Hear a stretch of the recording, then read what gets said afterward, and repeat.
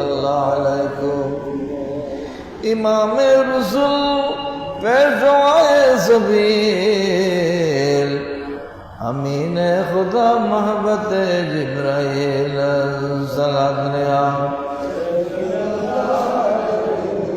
सलाम या हबीब अल्लाह अलैकुम शफीउल वरा ख्वाजा बाज़ नशरो इमामुल हुदा सदर दीवान हशर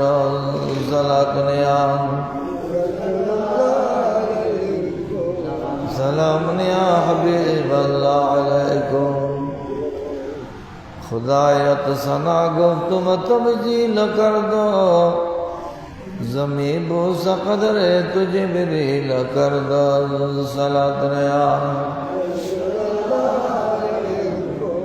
सलाम या हबीब अल्लाह अलैकुम चे वस्फत कुनद ज़ादिए ना तमाम अलैका सलात ऐ नबी वस्सलाम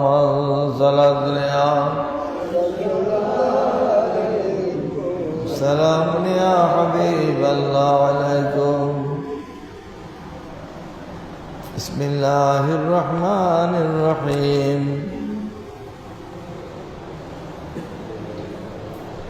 कुल्लु नफ्सिन ज़ाइक़तुल मौत व इन्नमा तुवफ़्फ़ूना उजूरकुम यौमल क़ियामह फमन ज़ुहज़िहा अनिन नार व उदख़िलल जन्नत फ़क़द फ़ाज़ व मल हयातुद दुनिया इल्ला मताउल गुरूर सदक़ल्लाहु मौलानाल अज़ीम व सदक़ रसूलुहुन नबियुल करीम रब्बि सल्लि व सल्लिम व बारिक अलैहि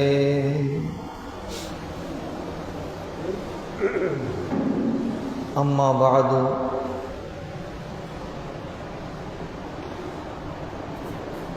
सम्मानित मुसल्लियान कराम बिरादरान इस्लाम आशिकान मुस्तफ़ा सल्लल्लाहु अलैहि वसल्लम रहमनी व रहमकुमुल्लाह ताला अल्लाह पाक जल्ला शानुर अनंत उफुरंत शुकर जे हाकिमुल हाकिम रब्बुल इज़्ज़त आज सफरुल खायर चाँदेर चतुर्थ जुमा आदाय करार जन्य आमादेरके हाटाजारी उपजेलाधीन फतहुरस्त हजरत हासिमस्तान रहमतुल्लाह अलैह माजार संलग्न फकीरा जाम मस्जिद एसे उपस्थित हवार तौफिक दिएছেন अल्हम्दुलिल्लाह।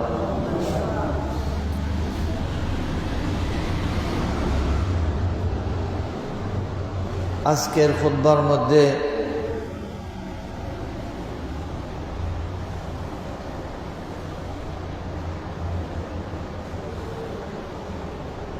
मृत्युर ব্যাপারে मरण जे निश्चित ए ব্যাপারে आलोचना হয়েছে।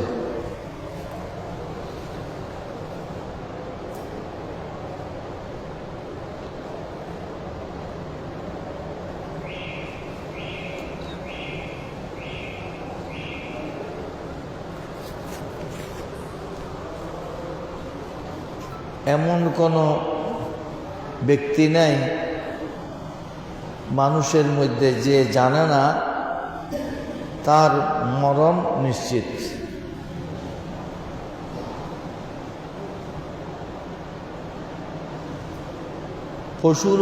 পশুগুলো জানে না,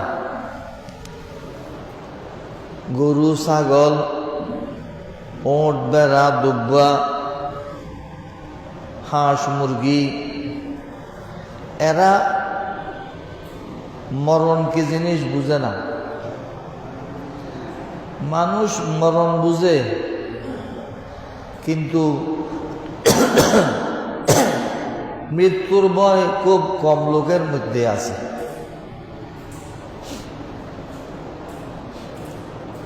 যখন মরণের সময় ঘনিয়ে আসে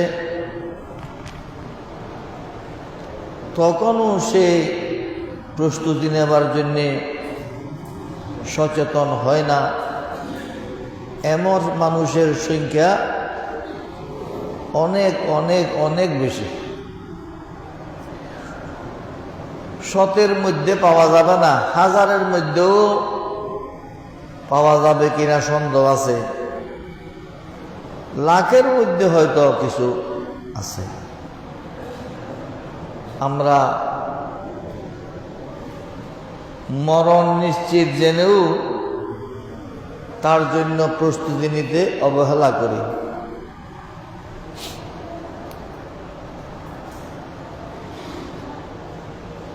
আজকের খুতবার মধ্যে পবিত্র কোরআনের একটি আয়াতে করিমা পেশ করা হয়েছে, সেটার মধ্যে যেভাবে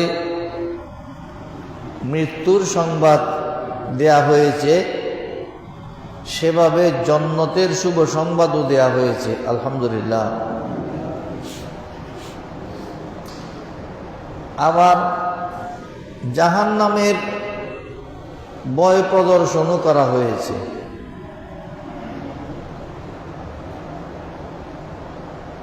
অতএব আমরা যেন আপন আপন অবস্থান থেকে সচেতন হই, আগামী দিনে প্রস্তুতি নিতে অবহেলা না করি, সেদিকে যত্নবান হওয়া উচিত।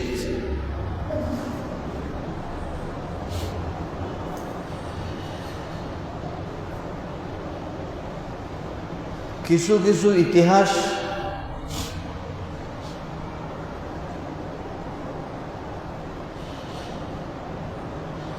স্মরণ করতে হয়। পবিত্র কোরআনের মধ্যে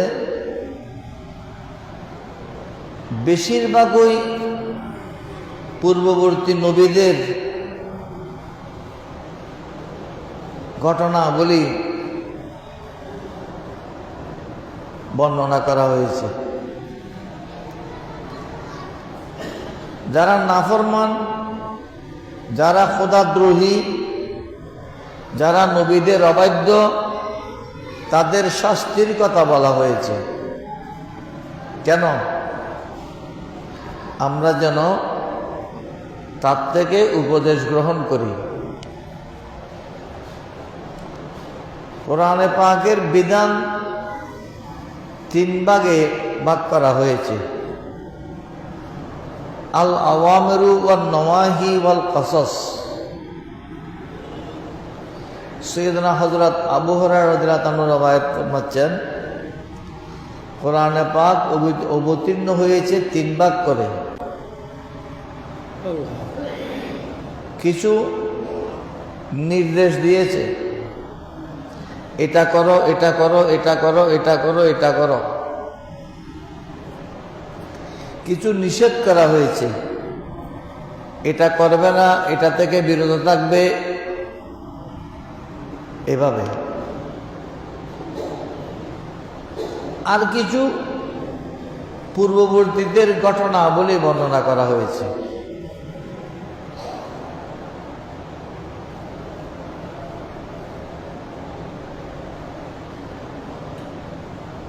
আমরা কি করব? আল্লাহ রাসূল সাল্লাল্লাহু আলাইহি ওয়াসাল্লাম বলতেছেন, ইরশাদ ফরমাচ্ছেন, ফামতাসিলুল আওয়ামিরা ওয়াজতানিবুন নওয়াহিয়া ওয়াতাবিরুল কসস। যেটা করতে বলা হয়েছে সেটা তোমরা করো, যেটা পরিহার করতে বলেছে সেটা বর্জন করো, আর যেই ঘটনাবলী বর্ণনা করা হয়েছে তার থেকে উপদেশ গ্রহণ করো।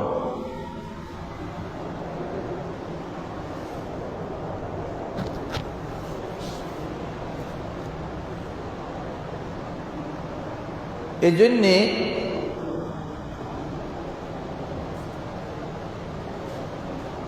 আগের ঘটনা বললে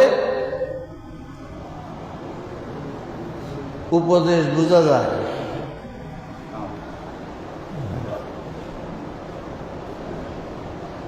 একজন প্রভাবশালী একজন গরিবের ছাগল মেরে ফেলেছে।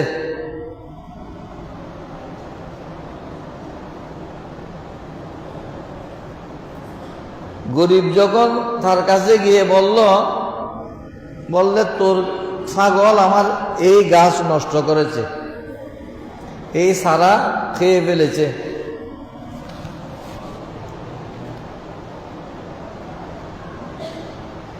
মেম্বারের কাছে বিচার দেওয়া হলো।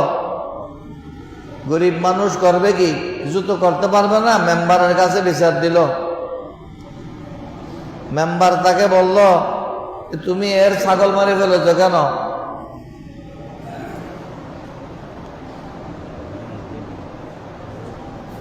বলছে, মেম্বার সাহেব, বিচার তো করবেন, খেয়াল রাখবেন গত নির্বাচনের সময় আপনি আপনার জন্য খুব সময় দিয়েছিলাম, সামনে নির্বাচন ঘনিয়ে আসছে, আপনি সেটা মাথায় রাখবেন, না হয় আমাকে নির্বাচনের সময় পাবেন না। মেম্বার সাহেব বুঝে ফেলেছেন যে না, বিচার হক হোক না হোক আমার ভোট পেতে হবে। নাউজুবিল্লাহ বলেন না। আমাদের সমাজের অবস্থা।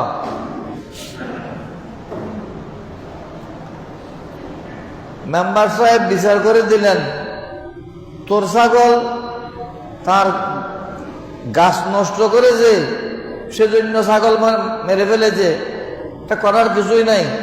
তুই ছাগল বেঁধে রাখোস নি কেন? যা, এটা এখানে করার কিছুই নেই। গরিব মানুষ করবে কি?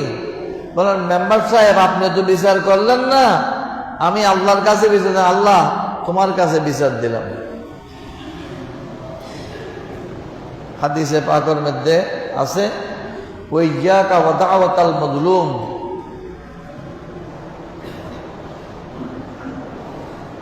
ফাইন্নাহু লাইসা বাইনাহু ওয়া বাইনাল্লাহি বিহিজাব। সাবধান, মজলুমের বদদোয়া থেকে সাবধান থাকবে। মজলুম দোয়া করলে সেই দোয়া কোনো পর্দা ছাড়া কবুল হয়ে যায়। সুবহানাল্লাহ।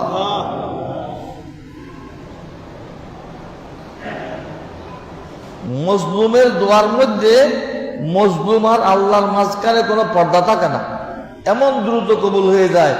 সেই মজলুম কি বুজুর্গ সাহেব, না হুজুর সাহেব, না ইমাম সাহেব, না খতিব সাহেব, না বড় লোক, না দরিদ্র, না হিন্দু, না কাফের, এটার কোনো বাস বিচার নাই। মজলুম মজলুম। একজন কাফেরও যদি মজলুম হয়ে দোয়া করে, সেই দোয়াও আল্লাহ দ্রুত কবুল করেন। সুবহানাল্লাহ। আজলাম আল্লাহ মজলুমের পক্ষে থাকেন। কারো উপর জুলুম করবেন না। জুলুম করলে বুঝবেন আল্লাহ আপনার পক্ষে নাই। আপনার পক্ষে প্রভাবশালী ভোট নেওয়ার জন্য থাকবে, কিন্তু আল্লাহ থাকবেন। এক সপ্তাহ পর ওই প্রভাবশালীর একটা গরু মারা গেল। 8-10 দিন পর একটা গরু মারা গেল, গরুর দাম আনুমানিক 1 লক্ষ টাকা। হায়রে, আমার গরুটা মরে গেল, আমি কি দোষ করলাম? কত পরিষ্কার মানুষ, সে তো 100টা বিচার করেছে, সেটা ভুলে গেছে। পক্ষপাত দুষ্ট বিচার করেছে, সে ভুলে গেছে তার গরু মরে গেছে 1 লাখ টাকার। পুকুরে মাছের চাষ করেছে, মাছগুলো মরে ভেসে উঠতেছে। হায়রে, আমার মাছগুলো মরে যাচ্ছে। তার একজনে দূরে থেকে বলতেছে, ছাগল মারার বিচার করছো না, আল্লাহ তোমার বিচার করতেছে। ওই দিক থেকে বলতেছে আর সাবধান। এটাকে বলে কসসুল আউয়ালিন মাওয়াইজুল আখিরিন। আরবিতে বলে পূর্ববর্তীদের ইতিহাস, পরবর্তীদের উপদেশ, শিক্ষা।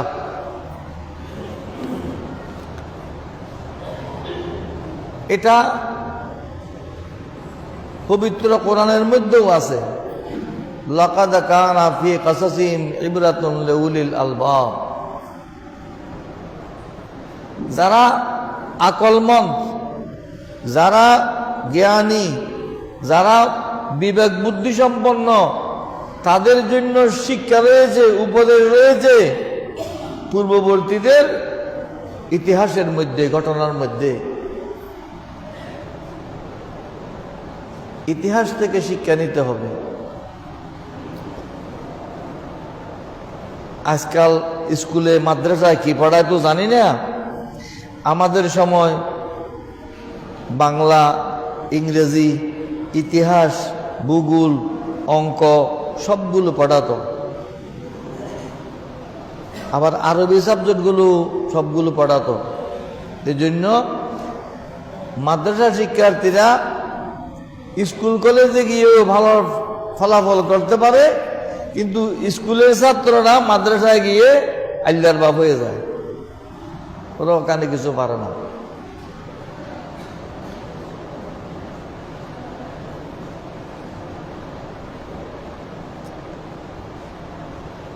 জজ কোর্টে, হাইকোর্টে, সুপ্রিম কোর্টে অনেক বিজ্ঞ আইনজীবী, বড় বড় নামকরা আইনজীবী মাদ্রাসা ছাত্র।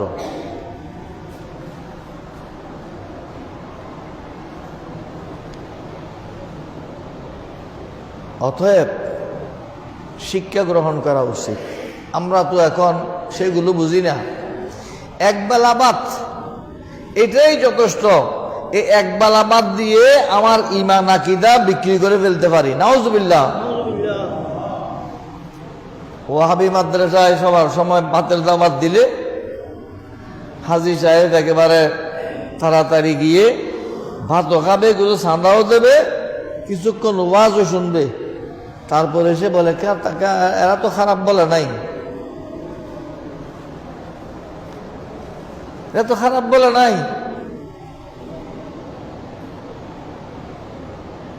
বৌদ্ধ ধর্মের মধ্যে জীব হত্যা মহাপাপ।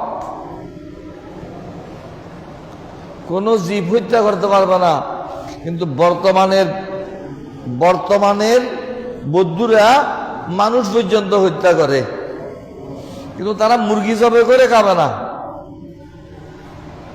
ছাগল জবে করে খাবে না, গরু জবে করে খাবে না, মেরে খাবে। আমি একবার রাঙ্গামাটিতে এক হোটেলে গিয়েছিলাম,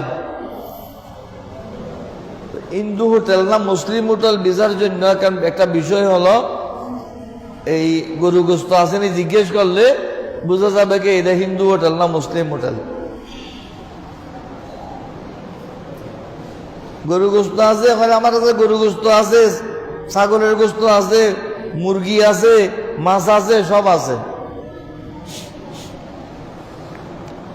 আর একজন আমার চোখ মারছে, আমি এদিক সে মাসে আরেকটা দেখতেছি, এইখানে একটা হুজুরে ভাত খাইতেছে।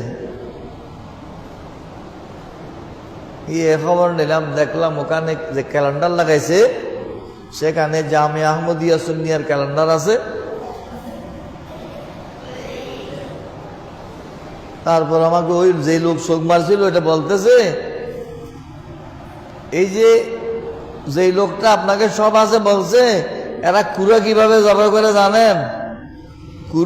কুড়ার গলাটা দরজার সিবার মধ্যে দিয়ে দরজাটা চাপ দেয়, কুড়াটা মরে যায়। এরা জবে করে না। এটা হইল চাকমা বৌদ্ধ। আমরা তো ফাইলে খাইয়ে ফেলি, কি খাচ্ছি? যাই হোক, কথা বলতে চাচ্ছি যে আপনি টুপি দিয়ে, দাড়ি দিয়ে, নামাজ দিয়ে এখন বিবেচনা করার সময় কঠিন। দেখছেন না বিভিন্ন পত্রপত্রিকায় এগুলো আমরা বললে তো আপনাদের অনেকে বলবে যে হুজুরে রাজনৈতিক কথা বলতেছে। রাজনৈতিক কথা না, দ্বীনের ব্যাপারে সতর্ক করা। যারা এই দেশেই সারা বছর বলেছিল আল কোরআনের আইন চাই, সৎ লোকের শাসন চাই, তারা কেমন সৎ লোক সেটা এই দেশের মানুষ এখন বুঝে ফেলেছে, ঠিক কিনা? এমন সৎ লোক, এমন কোন দুর্নীতি নাই তারা করতে পারে না। মিথ্যার মধ্যে ওয়ার্ল্ড চ্যাম্পিয়ন, বাংলাদেশ চ্যাম্পিয়ন না, ওয়ার্ল্ড, বিশ্ব বিখ্যাত মিথ্যা বলার ক্ষেত্রে। এদের নাম হলো ইসলামী দল।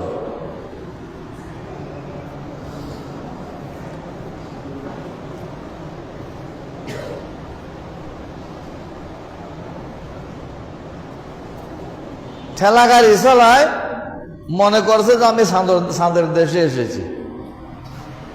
এই আমাদের মোল্লারা এমনি পশ্চিমবঙ্গ দখল করতেছে, দিল্লি দখল করতেছে, ভারত দখল করতেছে। কি খারবার পাগলের দুনিয়া। এক পাগলে বিয়ে করছে, আর এক পাগলের জি আন্ডি বাতিলা ভাড়াই দিছে, আর এক পাগলের দি সিটিয়াঙ্গা ভাড়ার নিজে কয় দেয়, এক ফলে বিয়ে করছে, আর এক ফল জি আন্ডি বাতিলে ফাটাই দে, আর এক ফলত দি। এই ফলত দুনিয়া, পাগলের দুনিয়া। আমি বলতে চাচ্ছি আপনারা সতর্ক হওয়ার জন্য।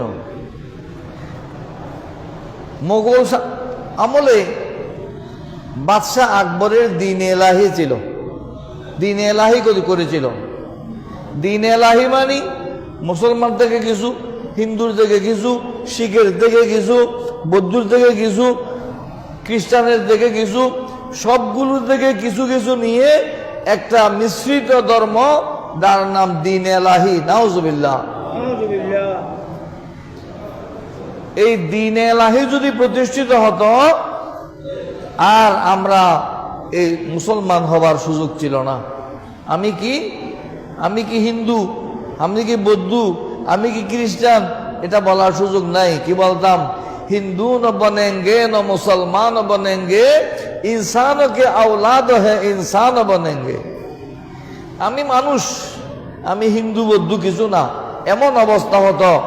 এই অবস্থা থেকে উত্তরণের ব্যবস্থা করেছিলেন ইমাম রব্বানি কয়্যুমে জামানি হযরতে ইমাম মুজাদ্দিদে আল-ফাসানি শেখ আহমদ সিরহিন্দি ফারুকি রহমতুল্লাহ আলাইহি।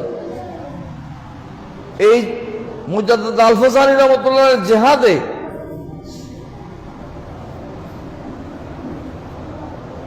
হাদিস শরীফের মধ্যে আছে, খাইরুল খাইরে খিয়ারুল উলামা, শররুল শররে শিরারুল উলামা।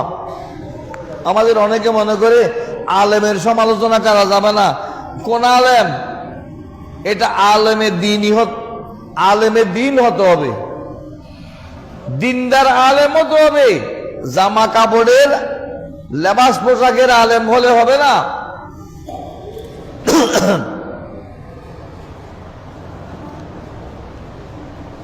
আলেম, আমরা আলেম চিনি না, আমরা আলেম বুঝি একেবারে বক বক বক বক বক্তৃতা করতে পারলে সেটা বড় আলেম। শরীরে গোস্ত টোস্ত একটু বেশি থাকলে সেটা বড় আলেম। চামড়াটা সুন্দর হইলে এটা বড় আলেম, সেটা বড় আলেম না। বড় আলেম কোনটা? যেটা জাহের আর বাতেন, প্রকাশ্য অপ্রকাশ্য, ওপেনে গোপনে সমান। সুবহানাল্লাহ। মুজাদ্দিদ আল-ফাসানি রহমতুল্লাহ আলাইহি, উনি ওই যুগের বিখ্যাত মুহাদ্দিস, বিখ্যাত আলেম এবং বিখ্যাত ওলি। বাদশাহ আকবর ওনাকে দরবারে ডেকে পাঠালেন, এই মুজাদ্দিদ আল-ফাসানিকে ধরে নিয়ে আসো। তখন তো মুজাদ্দিদ আল-ফাসানি বলছেন না, শেখ আহমদ সিরহিন্দি, ধরে নিয়ে আসো। বাদশাহ জল্লাদকে শিখিয়ে দিয়েছে, আমি যখন আমার থাস, আমার মাথার থাস, আমার ফাগড়ি টেবিলের উপর রেখে দেব, তোমরা পিছন থেকে মোল্লার গর্দান মেরে দেবে। নাউজুবিল্লাহ।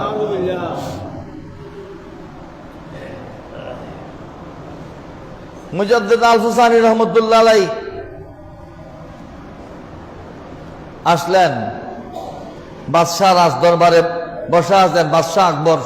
বাদশাহ আকবরের নাম শুনছেন আপনারা?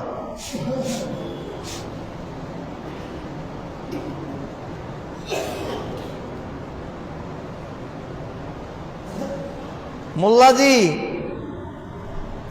সৈন্য আমার কাছে, অস্ত্র আমার কাছে, ক্ষমতা আমার কাছে, আপনি কিসের বলে আমার বিরুদ্ধে যুদ্ধ করতে নেমেছেন, আমার বিরোধিতা করতেছেন? আপনার কি আছে? মুজাদ্দিদ আল-ফাসানি রহমতুল্লাহ ডান দিকে ফিরে হাই কুই হাই, আলেম সিনার জন্য বলতেছে যে আই হাই কুই হাই, হাই কুই হাই বলার সাথে সাথে দুই পাশে দুইটা বিরাট বিরাট সিংহ এমন ভাবে এসে গেল যেমন বাদশাকে এখন খেয়ে ফেলবে। সুবহানাল্লাহ বলেন না? বাদশা তারা ছেড়ে দাঁড়িয়ে, হুজুর ক্ষমা চাই, হুজুর ক্ষমা চাই, হুজুর মাফ করবেন। এখন বাদশার ক্ষমতা, এখন বাদশার টুপি রাখা, ফাঁকড়ি রাখা সব ভুলে গেছে। জল্লাদ তো অবাক হয়ে গেল, আমাদেরকে কি বলেছিল, এখন বাদশা কি করতে চান? যান হুজুর যান, আপনার কোনো দোষ নাই। সুবহানাল্লাহ।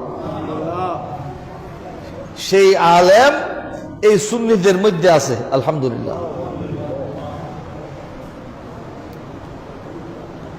বাদশাহ আকবরের বিরুদ্ধে যুদ্ধ করতে করতে, জিহাদ করতে করতে হজে যেতে পারেননি।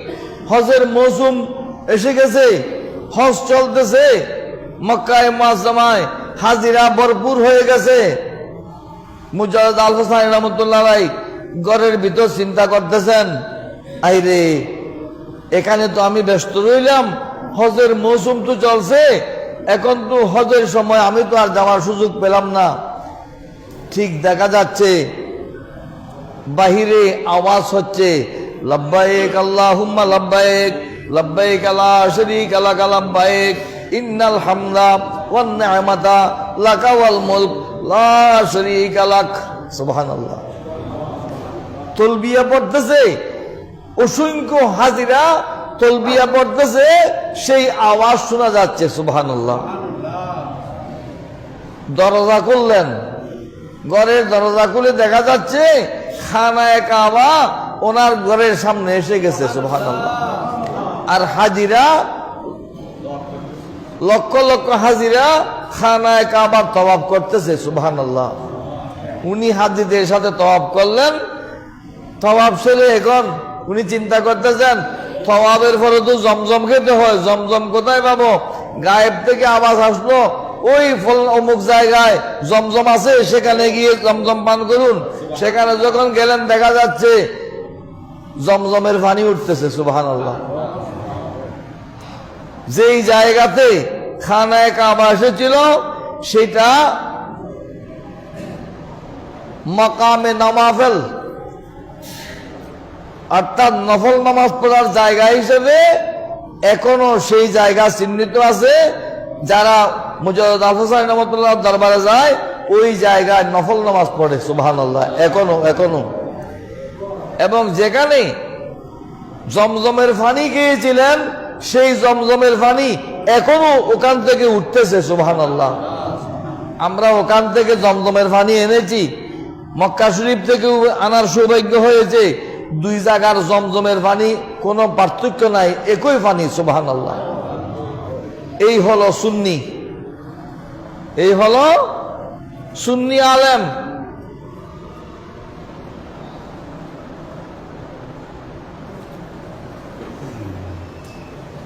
তাদের ওই ধারাবাহিকতায় শাহ আমানত রহমতুল্লাহ আলাই, তাদের ওই ধারাবাহিকতায় গৌসুল আজম আজমানী রহমতুল্লাহ আলাই, তাদের ওই ধারাবাহিকতায় অসংখ্য আউলিয়া কেরাম। সুবহানাল্লাহ।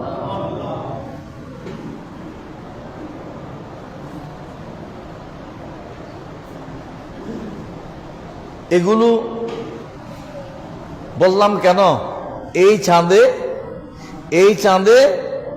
27 তারিখ, এই চাঁদের সফর চাঁদের 27 তারিখ মুজাদ্দিদ আল-ফাসানি রহমতুল্লাহ ওয়াফাত শরীফ, উরুসের তারিখ। সুবহানাল্লাহ। 27 তারিখ কিবার জানেন? আগামী বুধবার। আগামী বুধবার আখেরি 4 সোমবার, আখেরি 4 সোমবার গোসল। আগামী বুধবার ইমাম সাহেব থেকে দোয়া পড়া নেবেন, শুকনা শুকনা না কিছু হাদিয়াও দেবেন। এই চাঁদে মুজাদ্দিদ আল-ফুসানি রহমতুল্লাহ এবং শেখ আব্দুল্লাহ মুহাদ্দিস দেহলভী রহমতুল্লাহ এই দুইজনের জিহাদের বদৌলতে একজনের এলমি মোকাবেলা আর একজনের ভেলায়তি মোকাবেলা, এই দুই মোকাবেলার কারণে আকবরের দ্বীন এলাহি নিশ্চিহ্ন হয়ে গেছে। সুবহানাল্লাহ। এখন আর দ্বীন এলাহি নাই। এখন আমি মুসলমান, আপনি হিন্দু, আপনি বৌদ্ধ, অমুক খ্রিস্টান, আলাদা আলাদা হয়ে গেছে। সুবহানাল্লাহ। অতএব এই দিন আমরা শুদ্ধভাবে পাওয়ার সেই অবদান রেখেছেন মুজাদ্দিদ আল-ফুসানি রহমতুল্লাহ আলাইহি। সুবহানাল্লাহ।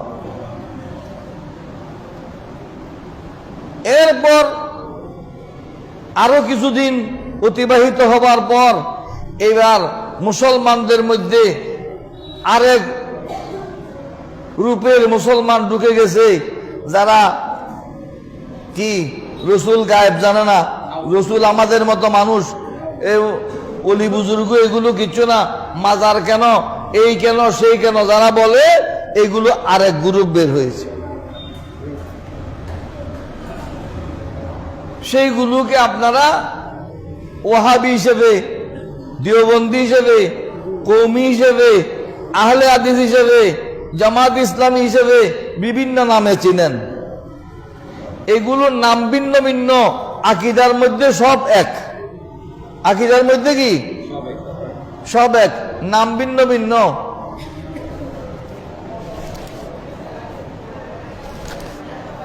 নাম ভিন্ন ভিন্ন কিন্তু আকীদার মধ্যে সব এক। মাজার ভাঙার ক্ষেত্রে সব এক।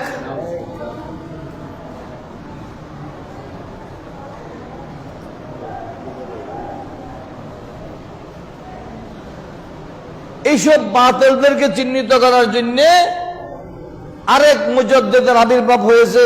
1400 হিজরির মুজাদ্দিদ হযরতে আলা হযরত ইমাম আহমদ রাজা খান ফাজলে বেরলভী রহমতুল্লাহ আলাইহি।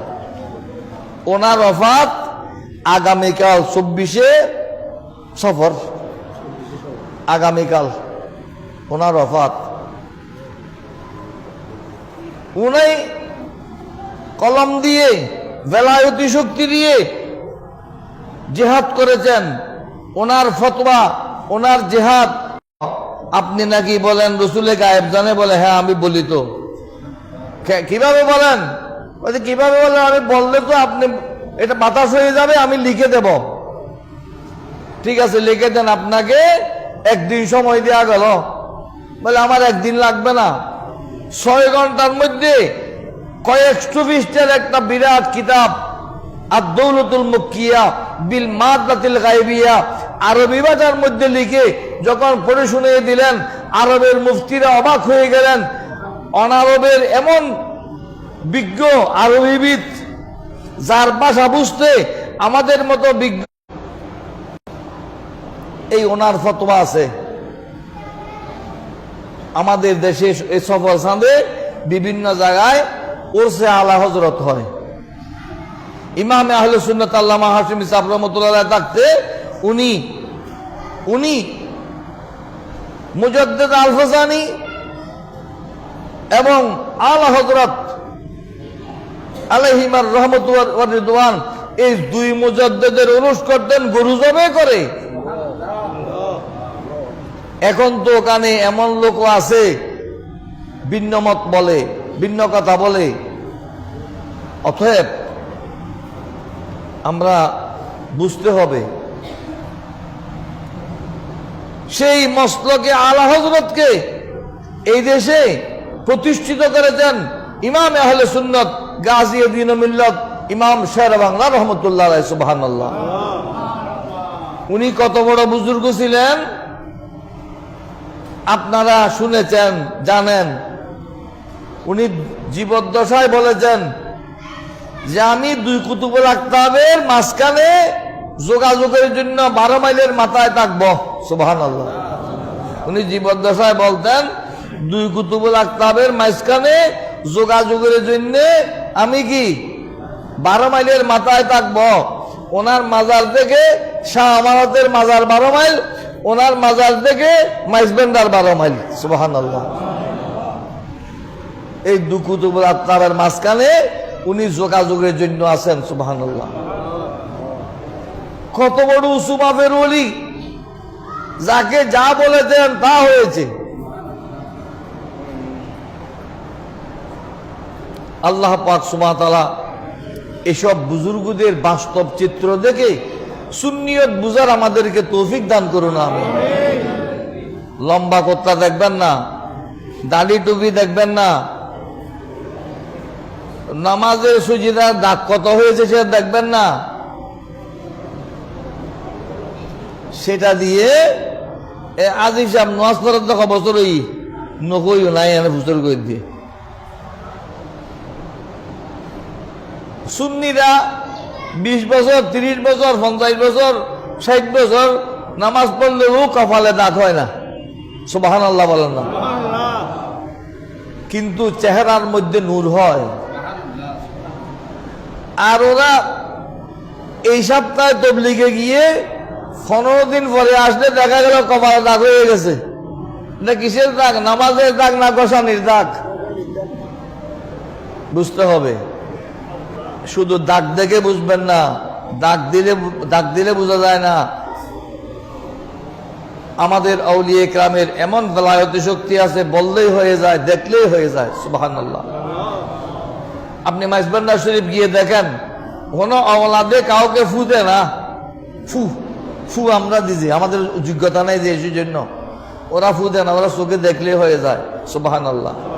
মানুষ উপকৃত না হলে এত বেদাতের ফতোয়ার পর, এত শিরিকের ফতোয়ার পর এত লক্ষ লক্ষ লোক যায় কেন? শুধু শুধু যায় না, বুঝে শুনে যায়, ঠিক কি না? আল্লাহ পাক সুবহানাহু ওয়া তাআলা এই 2 বুজুর্গের বেলায়েতের ফয়েজ মুজাদ্দিদ আল ফাসানি রহমাতুল্লাহ আলাইহি, আলা হযরত ফাজিল বেল্লভী রহমাতুল্লাহ আলাইহি, এই 2 বুজুর্গের রূহানি ফিউজাত ও বরকাত আমাদেরকে নসিব করুন। আমিন।